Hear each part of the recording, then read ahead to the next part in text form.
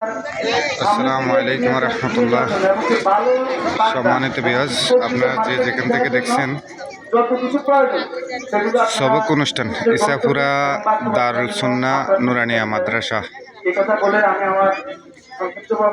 আপনারা যারা দেখতেছেন এখানে আজকে সবক অনুষ্ঠান, প্রত্যেকটা ছাত্রছাত্রীর অভিভাবক ও অভিভাবকদের আসার জন্য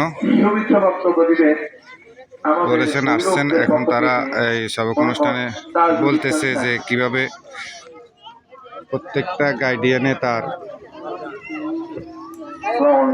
সন্তানকে সঠিকভাবে মানুষ করতে পারে, এবং কি দায়িত্ব শুধু শিক্ষকদের উপরে দায়িত্ব ছেড়ে দিলে হয় না, প্রত্যেকটা অভিভাবক তার সন্তানকে নৈতিক দায়িত্ব ও আদর্শ দিয়ে মানুষ করতে হয়।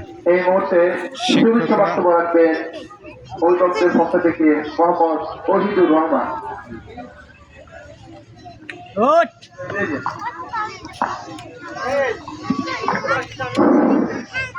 আউযু বিল্লাহি মিনাশ শাইতানির রাজিম। বিসমিল্লাহির রহমানির রহিম। ইসাপুরা দারুস সুন্নাহ নুরানি মাদ্রাসা ও এতিমখানা সম্মানিত অভিভাবকবৃন্দ ও প্রতিদাতা ছাত্রছাত্রী ও সম্মানিত পরিচালনা পর্ষদ, আসসালামু আলাইকুম ওয়া রাহমাতুল্লাহি ওয়া বারাকাতুহু। ওয়া আলাইকুম আসসালাম ওয়া রাহমাতুল্লাহি। আমাদের এই মাদ্রাসা দীর্ঘ 2020 সাল থেকে পরিচালিত হয়ে আসছে।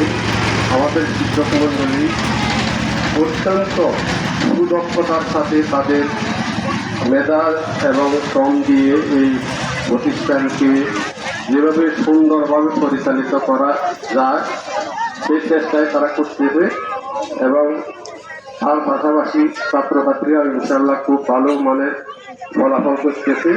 তো আপনারা সবাই এই প্রতিষ্ঠানের প্রতি লক্ষ্য রাখবেন যাতে এটা আগামীতে আরো ভালোভাবে চলে। এই কথা বলে আমি আমার বক্তব্য শেষ করছি। আসসালামু আলাইকুম ওয়া রাহমাতুল্লাহি ওয়া বারাকাতুহু।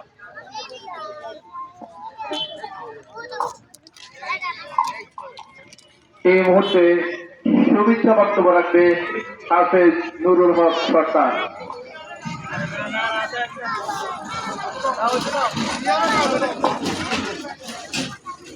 আসসালামু আলাইকুম ওয়া রাহমাতুল্লাহি ওয়া বারাকাতুহু। ওয়ালাইকুম আসসালাম ওয়া রাহমাতুল্লাহি ওয়া বারাকাতুহু। বক্তব্য দেওয়ার পর যারা বলছেন আমরা সুন্দরভাবেই বলছি, আপনারা আমার একটা অনুরোধ থাকবে অভিভাবকদের আমার যারা ছাত্রছাত্রী বাচ্চাদের খুব কমে গেছে, এরা কোথায় গেল, কোথেকে গেল, এখানে কি সমস্যা, আমাদের ভালো হবে লেখাপড়া করে আপনারা কোথেকে গেলেন কেন, এই জিনিসটা আমাদের ভাবার একটু বিষয়। আমি আমারও অনুরোধ করবো আপনারা যেন আপনাদের ছেলেমেয়েদেরকে এই মাদ্রাসাতে দিতে অন্তত ক্লাস 3 পর্যন্ত এখানে পড়াবেন, এই অনুরোধটা আমার রইল। এই বলে আমি আমার বক্তব্য শেষ করছি। আসসালামু আলাইকুম ওয়া রাহমাতুল্লাহি। সম্মানিত অভিভাবকবৃন্দ, বক্তব্য রাখবে মোহাম্মদ সিরাজুল হক সাহেব। সম্মানিত অভিভাবকবৃন্দ, এখানে আমারও বক্তব্য হচ্ছে, প্রত্যেকটা অভিভাবক তার সন্তানকে প্রথম জামাত থেকে তৃতীয় জামাত পর্যন্ত নিজ এরিয়ায় নিজ দায়িত্বে সন্তানকে নৈতিক শিক্ষা ও আদর্শ দিয়ে মানুষ করার জন্য। আপনার বাড়ির পাশে যদি মাদ্রাসা হয়ে থাকে তাহলে আপনাদের দায়িত্ব এবং কর্তব্য দূরে না দিয়ে আপনাদের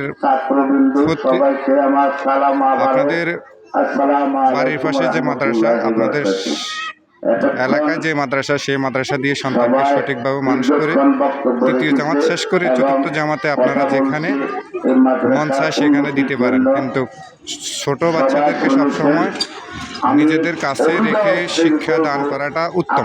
আপনাদের ছেলেদেরকে নিয়ে সবসময় দেখি মাদ্রাসা আসেন, কিন্তু বাড়িতে লেখাপড়া কেউ করেন না। আমরা খোঁজ নিয়ে দেখেছি একজনও বাড়িতে লেখাপড়ার চিন্তা কেউ করেন না।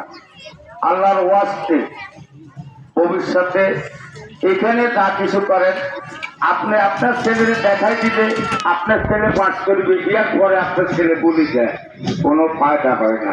কিন্তু আপনি যদি বাড়িতে ভালোভাবে লেখাপড়া করেন ইনশাআল্লাহ আপনার ছেলে মাদ্রাসা এবং বাড়িতে কোনো জায়গায় যদি ভালোভাবে লেখাপড়া করে উত্তর আপনার সন্তান অনেক উন্নত হবে। আর কিছু কথা আমাদের নেতৃবৃন্দরা সবাই আমাদের আসানের দেখছেন ছোট উপরে ছোট বাচ্চারা করতে গেছেন। আসান একজনই এই মাদ্রাসার চিন্তাধারা করছে, ঠিকই আসান মাদ্রাসা জুল দিছি, কিন্তু আমাদের সবার দায়িত্ব এই মাদ্রাসা এ হলো মাদ্রাসা চালু করার জন্য, টিকে রাখার জন্য। আহসান ভাই আমাদের মনের, আমরা দল মত নির্বিশেষে মনের দাঙ্গা দূর করে এই মাদ্রাসা উত্তরোত্তর যেভাবে উন্নত হতে পারে, আমরা সবাই যেন 10 মিলি করে কাজ হারি জিতি না হিলাস। একটা কথা আছে, কবির একটা কথা, যখন তুমি এসেছিলে ভবে, কেটেছিলে একা তুমি, এসেছিলে সবে, এমন জীবন তোমার, করিলে কথা, মরিলে হাসিটা তুমি কাটিবে গোবর। কারেক্ট তার অর্থ হইল, যখন আমি দুনিয়াতে আসছি, আমার হুকু, আমার চাচা, আমার বড় ভাই, আমার বড় বোন সবাই হাঁটছে, আমি একাই হাঁটছি।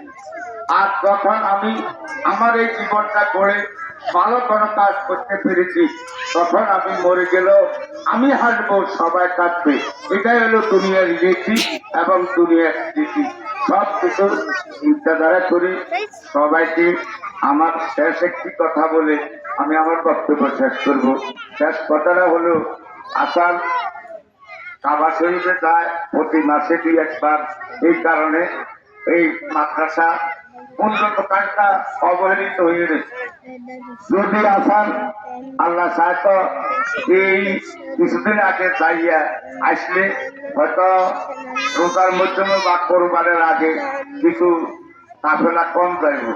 ওই হিসাবে যদি মাদ্রাসা উন্নত করার যদি কোনো নজর থাকে, ইনশাল্লাহ সবাই লইয়া করলে ইনশাল্লাহ এই মাদ্রাসা উন্নত হবে।